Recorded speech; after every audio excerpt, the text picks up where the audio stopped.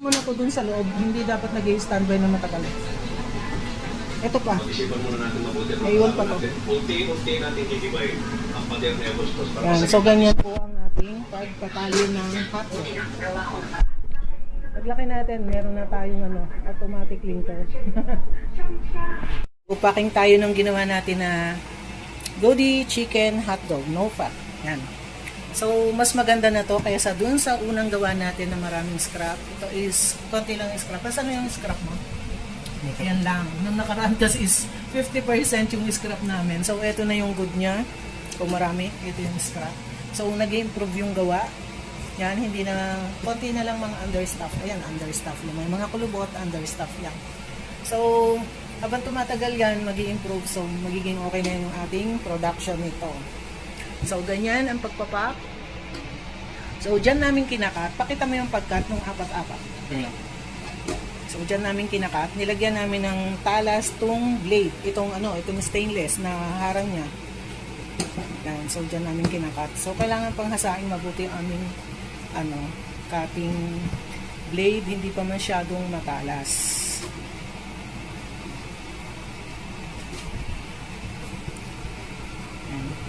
Dapat razor sharp siya. Yan yung dulong yan. So, ganito ang pagkat namin. Ay, tanggalin mo itong dulong yan, ha? Pagkatapos, ito, yung dulo-dulo pa.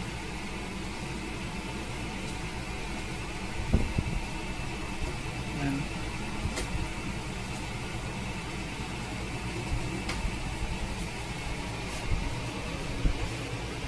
So, ganito ang pagkat niya. So, yan, apat yung hawak. Tapos, itatama dun sa blade, sa edge ng blade. Tapos, yung slide, yan. Para, mahirap kasi pag gunting or kutsilyo, isa-isa lang magagawa mo. Whereas, kung ganito, madami, mabilis, mas mabilis siya.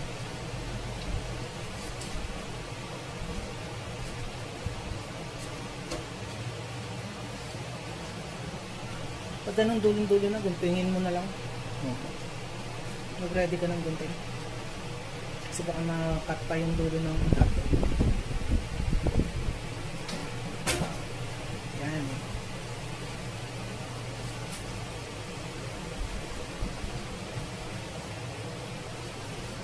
So, mamaya ipapak natin to. 450 packing natin lahat. 450 lang. So, mamaya ulit pag magpapak na tayo. Ito na yung Godi chicken hotdog natin, all meat, walang fat. After cooking, pinalamig natin siya overnight, tapos ipapak na natin ngayon. Pero kung may oras pa sana kagabi, hindi naman kailangang overnight, basta mapalamig lang siya. Kaya lang late na kami kagabi natapos, 11. So, in-overnight ko na lang siya. Overnight cooling. So, ipapak na natin siya ngayon. Taste test ng Godi chicken hotdog. Yan. Scrap lang itong niluto namin. So, eto, ipapak na natin yung ating mga ginawang hotdog. Yan. I-vacuum na natin.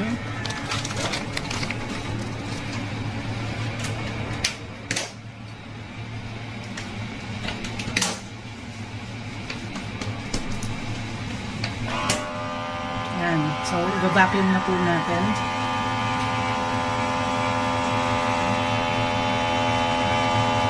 Ito yung na-vacuum na natin. Yan. Godi hotdog. Chicken hotdog yan.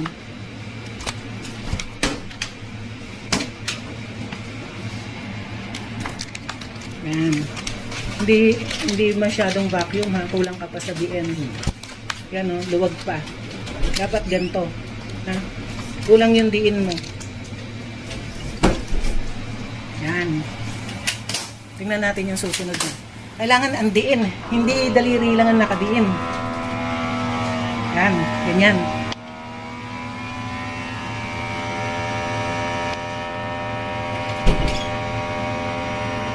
Pwede mo nang bitiwan pag nag-red na. Yan. Tapos pag nag-green, open. Yan. O yan. Na-vacuum na. So maganda na siya. Tingnan pa natin yung susunod. Yan, so nag-vacuum na siya. Unlike dito, hindi siya na-vacuum. Pakiulit to ha, kasi hindi nag-vacuum.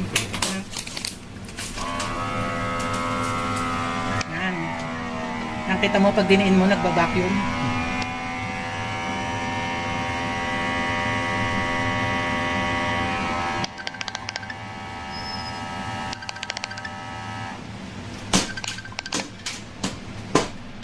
Yan. So, okay. Ganyan ang pagpapak natin ng chicken hotdog.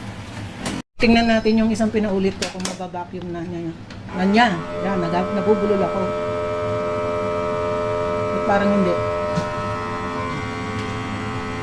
Parang hindi eh. Dali. Pagtagalin mo na. So, tingnan natin ulit. Kasi yung kanina hindi ulit nag-vacuum kasi may crease or kulubot.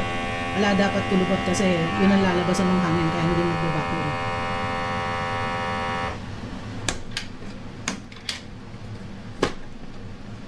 Yan, okay na siya. Yan. So, okay na. Ganun ha, dapat walang kulubot. Yung pagkasil niya is diretso, walang kulubot. Ito kasi may kulubot. Ayan o. May crease. O, yan. Kaya hindi siya nag-vacuum. So, dapat walang crease. Lapat na lapat yung seal. Hindi na naman yan kasi nahuli ka. Wala na yan. Hindi na yan mag-vacuum. Hindi na yan mag-vacuum.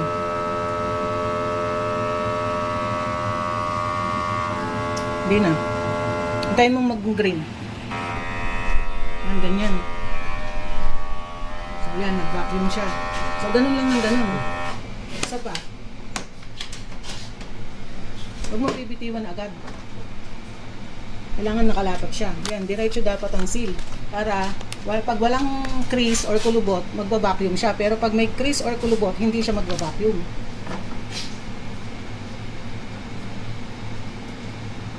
Sige, biglain mo lang.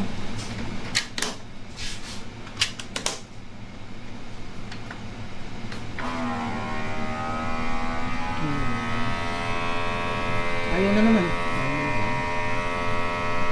Kaya lalo pag binadahan-dahan mo kasi lalo eh. Kailangan biglain mo yung bagsak, yung lapat. So, ayan na yung ating napak. So, merong isang hindi nag-vacuum. Dalawa pala. So, yan. Ito, yung mga nag-vacuum. So, ganun aayusin mo to kasi may isang nakausli. So, masyadong napipipi yung dulo niya. Pero tinan mo dito, nakataas siya. So, aayusin mo na pantay-pantay sila. Kasi ito, oh, nakaangat yung isa. Yan. Ito, may nakaangat din, oh. Dapat, bago mo i-seal, siguraduhin mo pantay-pantay sila. Ha? Yan, may mga nakaangat. Ito pa pala, hindi pa pala nakasil to. Yan. So, ayan yung ating nagawang Goody Chicken Hotdog. No fat. Ito na yung ating hotdog after packing. Yan. Vacuum seal pa natin siya. So, hindi pa after packing. So, nilagay pa lang natin sa mga vacuum plastic bags. Yan.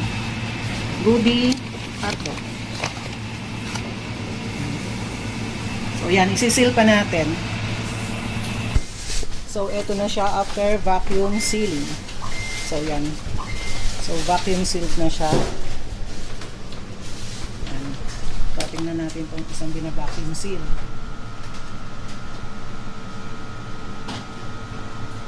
Parang ayaw ah. Ganito lang gawin mo, Jeff. Nakaganon, hindi dalawang kamay na nakaano. Huwag sa gitna. Nasisira siya pag sa gitna eh. Ganito, ulit. Kung bakit anong spare yan eh. Yan. So, yan, nag-vacuum na siya. Isa pa, Jeff.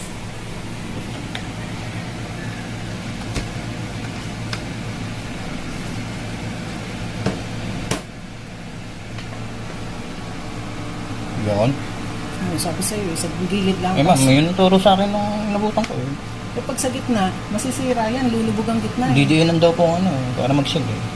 So, Gilid, pag sa gitna. magaling po yung nagturo sa akin. Mas magaling po pala kayo. Magaling ha, nagturo sa'yo ha. Magaling. Oh, ma'am, ganun nga po turo sa akin ma'am. Parang ay wag na nga raw pakawalan yung ano eh. Yung sealer eh. Hindi raw magsisil kung hindi ko didiinan. Nakikita ko buong katawan niya, nakadiin ganun ganun eh. po talaga. Kaya nasisira eh. Hindi naman dapat buong weight mo nandun. Pipitin ko daw po ng ano, Ay, ito ko yung takad pa niya. Buong weight niya, nakaganon. Pag mo kinuha. Hindi sealer. Ang tagal magpula. Ang tagal magpula nito, ma'am. Oo, matagal yung una. Ganun na tayo sa bago. Try mo. Pagkatapos niyan. Basta sa gilid lang kasi tinan mo yung pangalawa, lubog na ang gitna kasi sa gitna siya umaano eh. Nalagay sa rin, ang tagal ko lang yun. Bago magpula eh.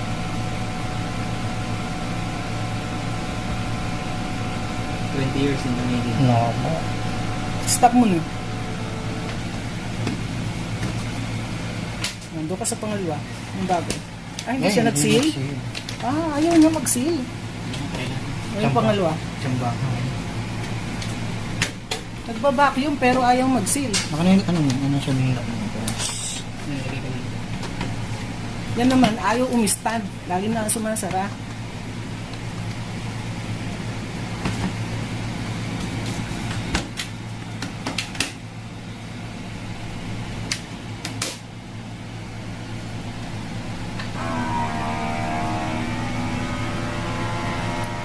Hindi tayo. Hindi yung Tingnan. Sa gilid ang diin.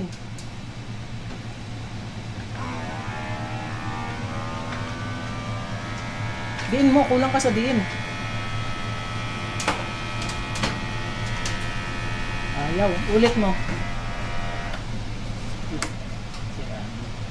sira ang plan.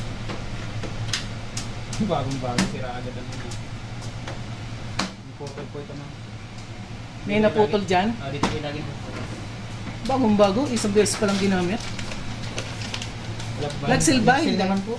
Patingin, baka loose, baka pag inopen mo. Hawak nga nito. Ikaw mag-video. Hawak. Hawakan mo. Dito lang po naman po. Dito lang po.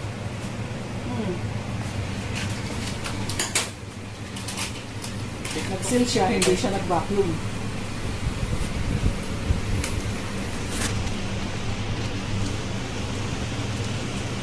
Mainit na ng hotdog natin. Ang tagal mo nang ginagawa. Magmula pa oras. Una. Hindi po. Pinasok ko po ulit yun. Kasi hindi dapat nagtatagal dito sa loob. Sa labas. Kapag hindi nagtatagal sa labas, kung ilan lang yung gaan mo, pagkakang mo, pasok. Kunti-kunti lang yung labas. Ha? Bakit?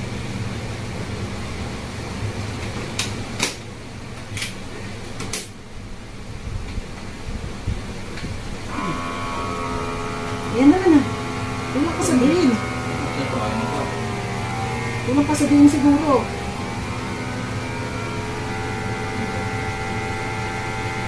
Diin agad. Once na inon mo, diin agad. Mag-vacuum eh. Ayan, vacuum. Ikaw.